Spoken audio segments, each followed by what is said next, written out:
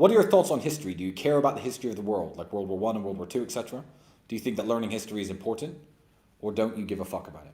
I actually, in my spare time for entertainment, read history books. I love history documentaries.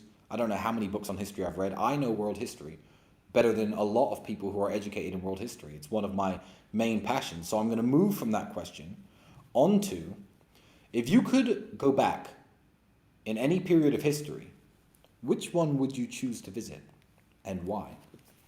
And that is a question from Petrucci999 on Twitter. I have two answers to that question. My answers are as follows. It depends on what go back in time means.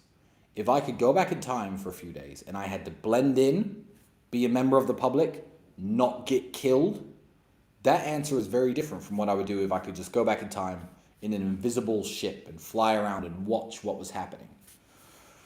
So I'm going to answer the invisible ship question first. If I could go back in time to any period in time in an invisible ship and watch what was going on, I would watch the battles of Napoleon Bonaparte in Europe in the late 1700s and early 1800s. I would watch the Battle of Austerlitz in the modern-day Czech Republic and just see how the whole thing played out, actually in person. No recordings of it obviously ever happened. All we have are the written accounts. I would just love to see that.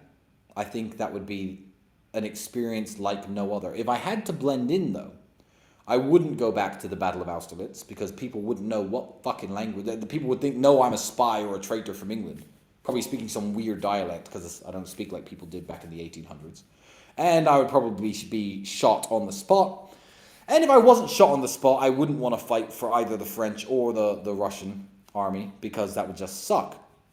So if I had to blend in, what I would do is I would go back to the opening of the Colosseum in ancient Rome, dressed like a normal Roman citizen or villager, and get my way into the Colosseum and watch the gladiatorial games in silence. I believe that I could do that without getting murdered, hopefully. And I think that watching the gladiatorial games would be an experience, again, unlike no other. Fighters, boxers, I've been to all sorts of events. It's the modern day combat sport. But yeah, that was really brutal and ruthless. And I think most men, if you're honest, you'd like to see that. You wouldn't like it to happen today because I wouldn't want anyone pitted against another man in, mortal combat for somebody's entertainment. I think that would be immoral. But the fact that it happened anyway in the past, if I could go back and actually watch it and view it myself, I would watch it.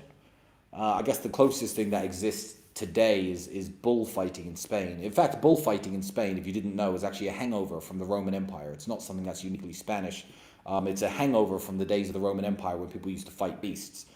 And that's why you still have bullfighting in Spain today. Would I go and watch that? Not really. I kind of feel sorry for the bulls.